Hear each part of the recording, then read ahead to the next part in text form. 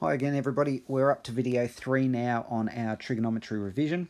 As I've mentioned a couple of times, a few people have asked for some help on bearings and reading questions to draw diagrams. So I'm going to run through these videos in a little bit more detail to give you some extra suggestions about how you might be able to put together your own diagram and choose whether to use right angle triangles or non-right angle triangles.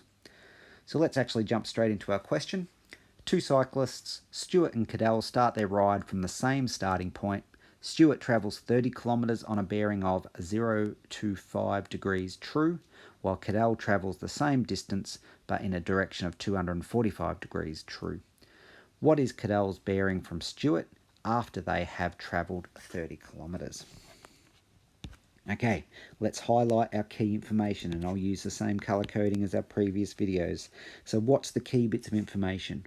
We've got 30 kilometres on a bearing of 25 degrees true. Cadell travels the same distance but on a bearing of 245 degrees true.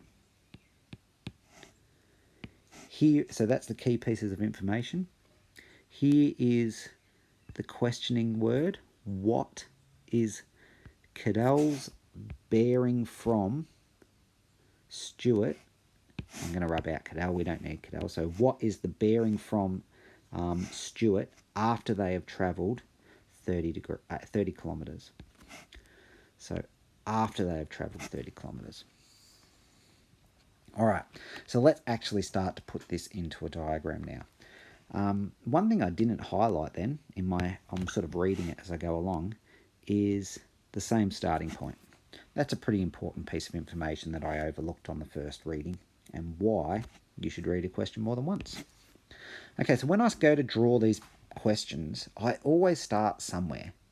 And sometimes, and often in fact, it's really just a matter of, well, let's start with a single point. Let's call this S for the starting point.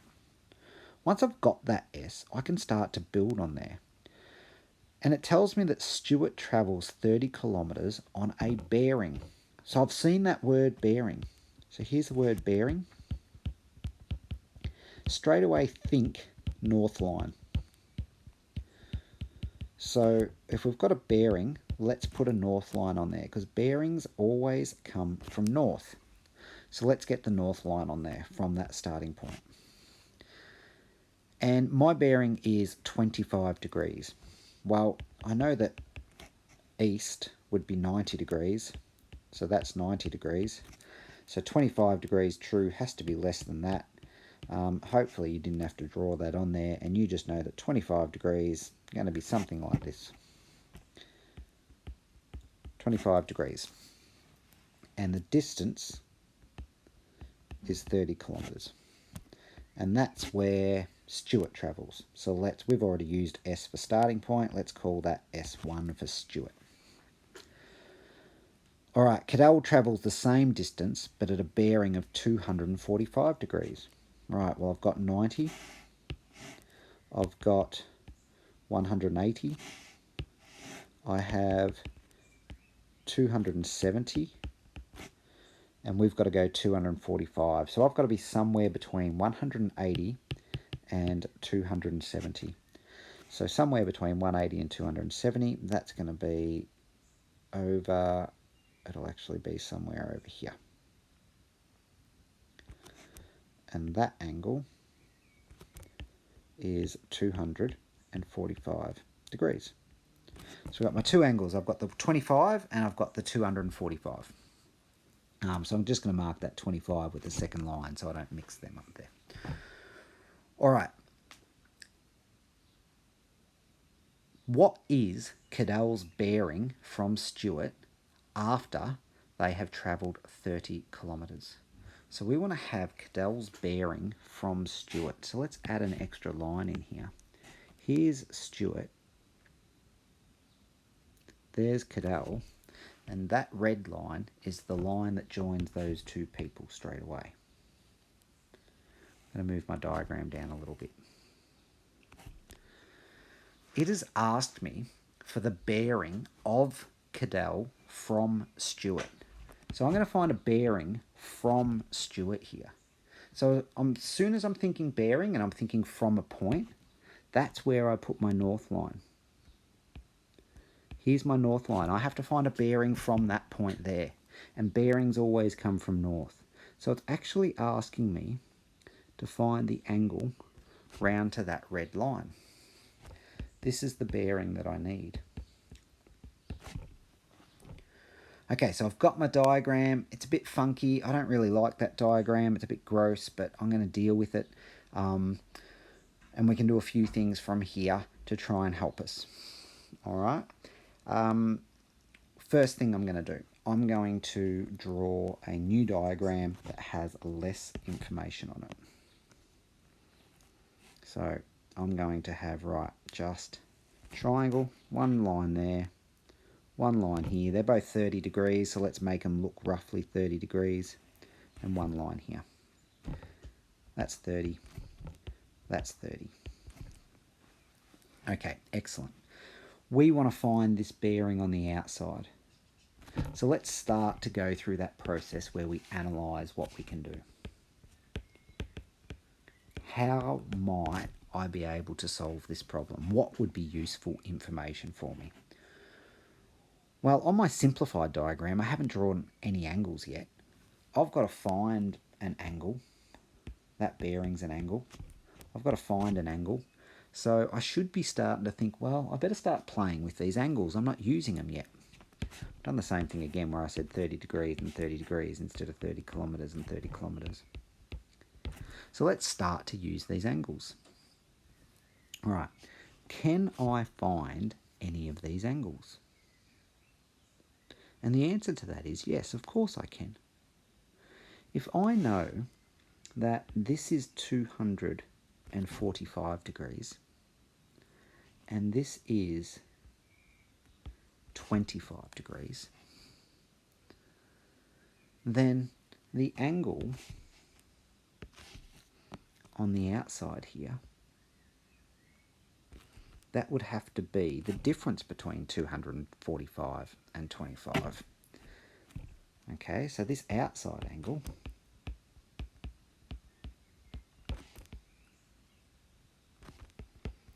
is the difference. Again, we've got that word difference. You might remember from the previous video, difference always means subtract.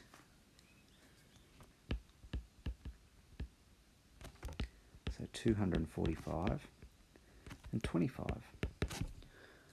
All right, so analyse. Can I use the difference between angles?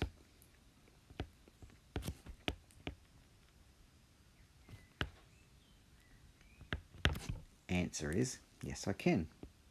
Let's do 245 minus 25 degrees, and we get that the outside angle has to be 220 degrees. And I go, cool, well that sort of helps me. What else can I do? Let's keep thinking about it. Let's keep analysing. Well, I know that that angle's around the outside. And around the outside doesn't really help me because all of my problems, I usually have the angles on the inside of the triangle. So if I found this angle on the inside, that would be really useful. And you can see what I've just drawn. I've just drawn a whole circle. Okay? So we know that a whole circle or whole revolution is 360 degrees. So these are the jumps that I'm making in my head. So if I want to find the inside angle, it would be 360, take away that bit on the outside, which is 220, and we get 140 degrees. All right, nice. That's really useful. All right, getting somewhere. Starting to think, what have I got? So that's 45 degrees. So let's get our simple diagram and let's actually make it simple. I think I said 45 degrees then instead of 140. That's 140 degrees. All right, now these two sides are the same. So again, I have a 30 kilometres and a 30 kilometres. So it's an isosceles triangle. An isosceles triangle has two equal sides, and 2 equal angles. So those angles would have to be 20 degrees each, so that the whole triangle adds up to 180 degrees. We saw that in the first video. And I'll just write 2 equal sides, 2 equal angles. So I'm analysing all of this previous maths knowledge that I have about differences between two values, about a full revolution, isosceles triangles. We're building on our prior knowledge to help us here. Okay, so I want to find the bearing. I need to find the bearing from north all the way around to that line there. And I know the little bit on the inside is 20 degrees. And do I also know what this angle is to the outside there? That's what maybe I can find out next. How can I do that? Right, well now I'm thinking I want to find the angle on the outside. My diagram's getting complicated, it's getting a bit gross. I could work with it, but I'm just going to draw a really simple separate diagram here.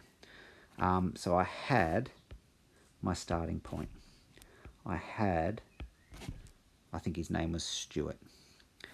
And I've got north.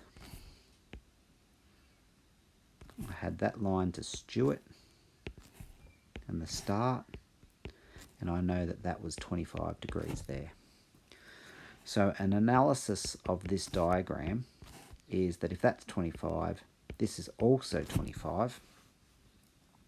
So the angle around the outside here has to be 180.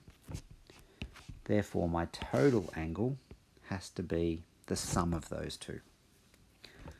So now we've got the sum of 180 degrees plus 25 degrees, which is 205 degrees. Right, so if this is 205 and the inside bit is 20 degrees, then the total bearing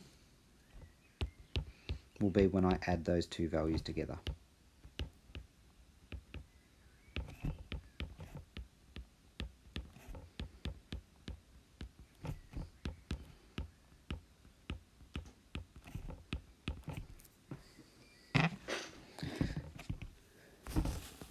And we have our answer. Okay, the end. So let's analyse and break this down. What did we actually do here? So we started with highlighting the key information. I saw that word bearing, so it prompted me to draw those north lines on. Once I'd drawn my original diagram, I then drew a simplified diagram and started thinking about the angles. I use my knowledge of angles, and we talked about those angles in circles and transversals and parallel lines in one of our lessons. That's something that you'll need to practice. And I've used my knowledge of those angles to work around to eventually find the bearing that Cadell was from Stuart. Okay, hopefully that's helpful.